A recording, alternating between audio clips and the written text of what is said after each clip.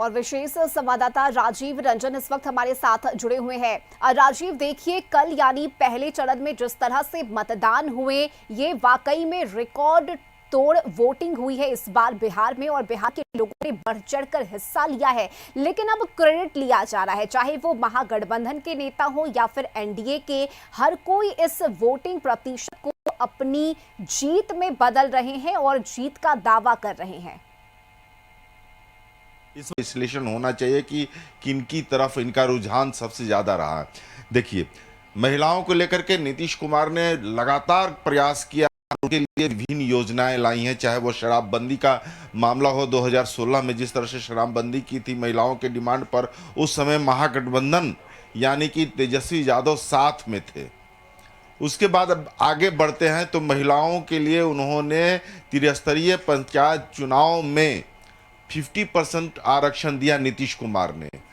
तो महिलाएं चुन करके आई, आधी आबादी चुन करके या तो सरपंच बनी या मुखिया बनी या वार्ड पार्षद बनी या फिर प्रखंड प्रमुख बनी, जिला परिषद की बनी, ये सारी चीज़ें हुई। तो महिलाओं का उत्थान हुआ, महिलाओं ने जम करके नीतीश कुमार को वोट किया 2010 के चुनाव में। और वो दिन याद करिए कि 2010 के चुनाव में जिस तरह से महिलाओं का प्रतिशत बढ़ा, तो नीतीश कुमार मजबूत हुए और लगभग 215 सीट जीत कर नीतीश कुमार आए थे उस समय। तो ये सबसे बड़ी बात है जी। अब रह गई बात की आगे के दिनों की बात कर ले, तो मुख्यमंत्री ने, नीतीश कुमार ने 35% आरक्षण महिलाओं के लिए दिया। चाहे वो शिक्षक बहाली हो, पुलिस बहाली हो। आप देखने को मिल रहा होगा कि पुलिस जो है कर्मी, आधे पुलिसकर्मी रोड पे दिखाई देते हैं तो वो महिलाएं होती हैं। आगे बढ़ा जाए तो देखा जाए कि अभी हाल के दिनों में जिस तरह से मुख्यमंत्री महिला रोजगार योजना के तहत एक मुश्त 10,000 रुपया 1,25,00,000 महिलाओं के खाते में दिया, और ये प्रोसेस अभी चल रहा है।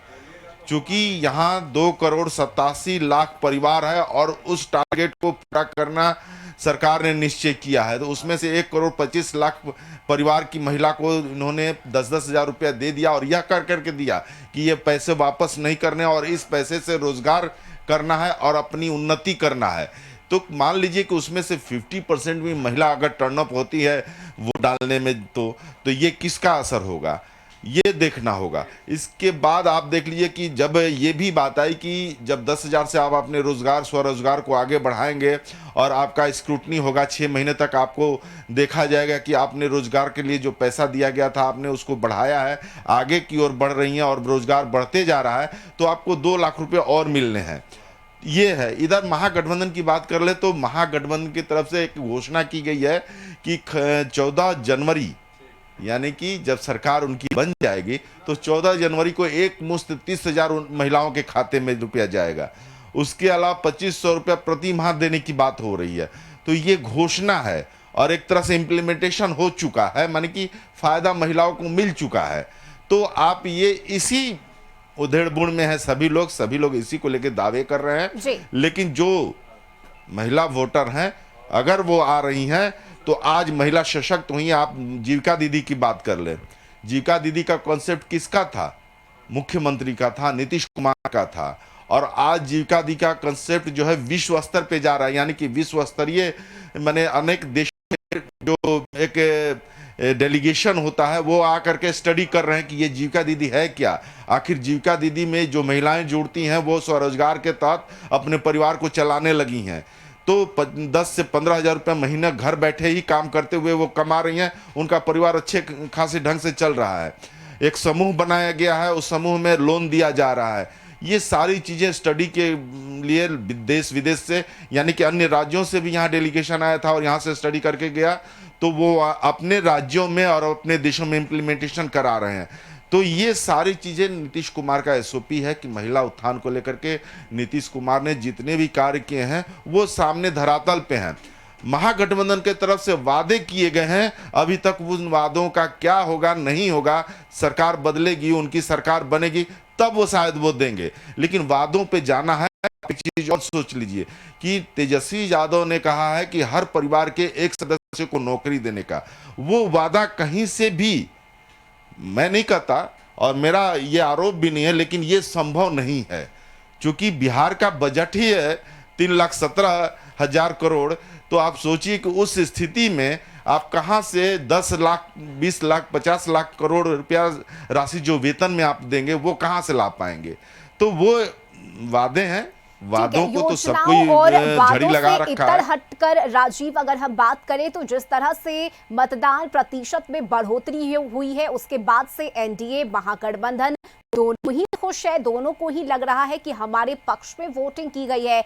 लेकिन सवाल सीधा कि आखिर ये किसके पक्ष में मतदान हुआ होगा, ये तो 14 नवंबर को पता चलेगा जब नतीजे सामने आएंगे। लेकिन इतना जरूर है कि इस बार बिहार में बम्पर वोटिंग हुई है और इससे महागठबंधन भी खुश है, एनडीए भी खुश है। नीतीश कुमार बाकायदा ट्वीट करके उन्होंने बिहार की जनता का धन्यवाद दिया है।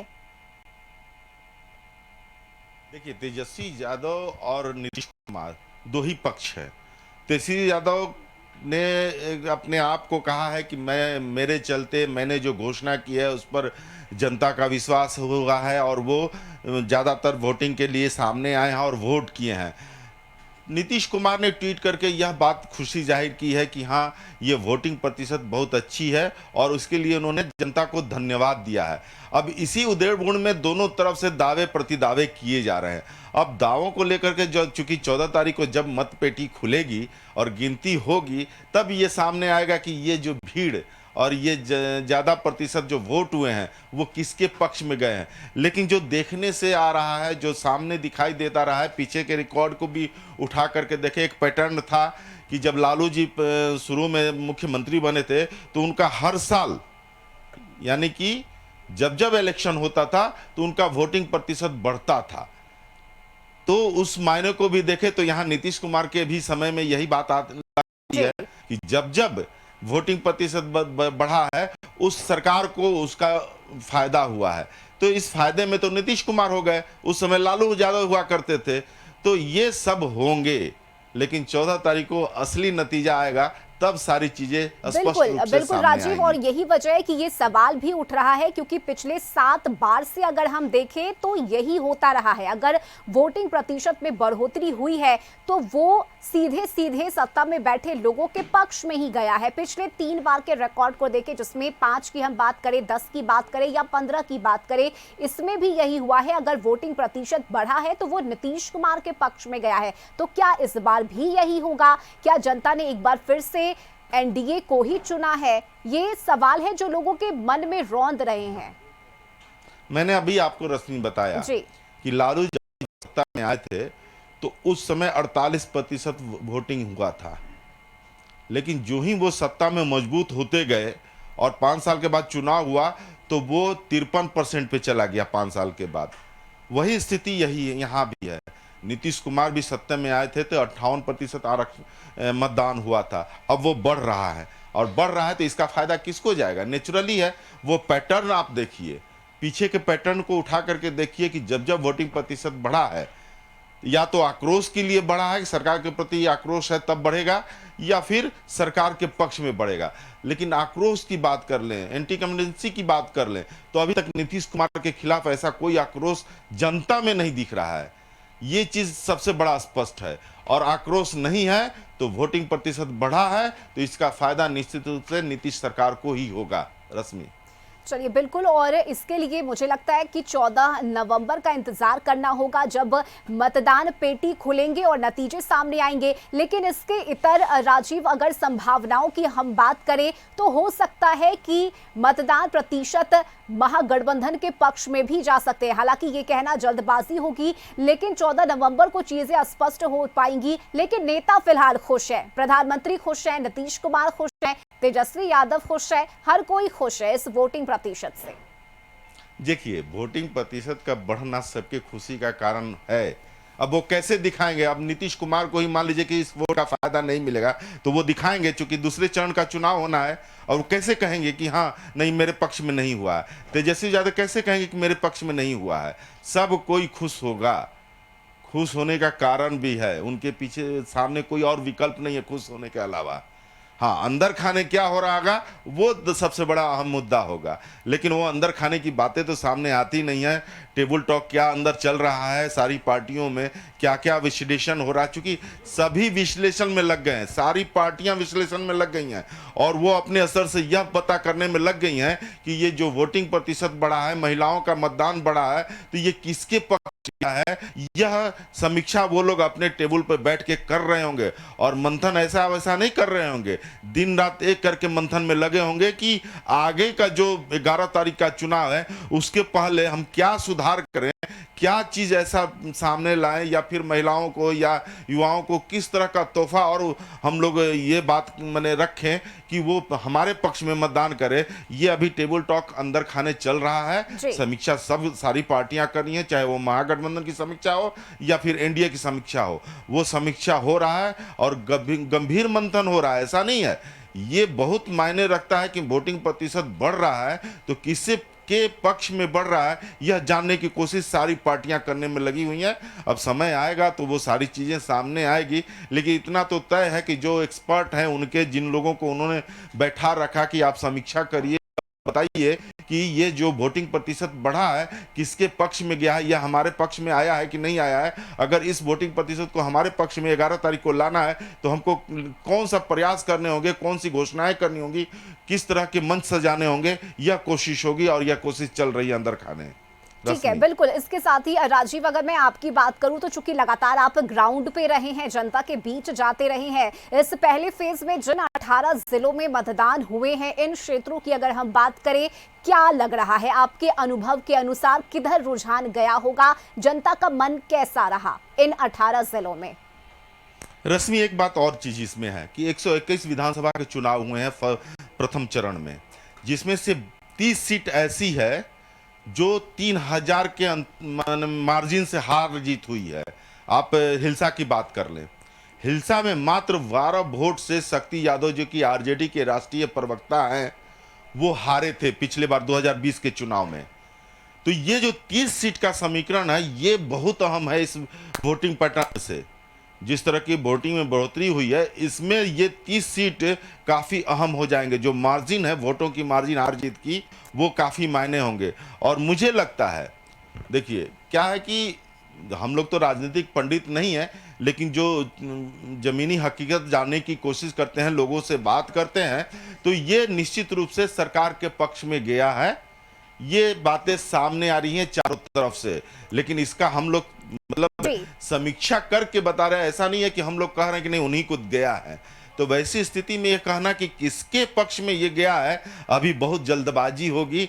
लेकिन जो सिनारियो जो सामने से दिखाई दे रहा है, जो लोगों से बात हम लोग कर रहे हैं, मतदाताओं से बात कर रहे हैं, नेताओं से बात कर रहे हैं, सबसे राजनीतिक पंडितों से बात कर रहे हैं, राजनीतिक विशेषज्ञों से बात कर रहे हैं, मीडिया वालों से बात कर रहे हैं, सबसे बात करने के बाद ये बात सामने आ रही है कि ये सरकार के पक्ष में गया है और सरकार को इसका फायदा मिला है। क्योंकि हाल के दिनों में महिलाओं का 10,000 रुपया, क्योंकि इसी 10,000 को लेकर के महागठबंधन के नेता ने आरोप लगाया था कि इसको रोका जाए, वो 10,000 प्रक्रिया अभी भी चल रहा है। जबकि सरकार किसकी बनेगी नहीं बनेगी, चुनाव में सभी कोई हैं, लेकिन वो प्रक्रिया स्क्रूटनी का काम, चूंकि 1,25,00,000 महिलाओं को 10,000 का लाभ मिल चुका है, बाकी जो महिलाओं ने फॉर्म भरा है उनकी स्क्रूटनी चल रही है और उनको समीक्षा करके पैसा देने का प्रोसेस चल रहा है। इसको रुकवाने के लिए महागठबंधन के नेताओं ने चुनाव आयोग से गुहार लगाई थी, लेकिन वो नहीं हो पाया, तो ये अभी चल रहा है। तो वैसी स्थिति में अब ये देखना होगा कि 11 तारीख के बाद जब 14 तारीख को मत पेटी खुलेगा तो किसका भाग्य का पिटारा खुलेगा, यह आने वाला समय ही बताएगा। और इसके लिए 14 नवंबर तक का इंतजार करना होगा। बहुत शुक्रिया राजीव आपका ये तमाम जानकारी के लिए। और देखिए, बिहार में इस बार 2025 में रिकॉर्ड तोड़ यानी कि ऐतिहासिक वोटिंग हुई है। 64.66% मतदान पहले फेज में हुआ है और यही वजह है कि अब कई सवाल उठ रहे हैं, ये मतदान प्रतिशत किसके पक्ष में गया है और इसके लिए 14 नवंबर तक का इंतजार करना होगा। इस बुलेटिन में अभी के लिए बस इतना ही। खबरों से जुड़े रहने के लिए आप देखते रहिए कशिश न्यूज। नमस्कार।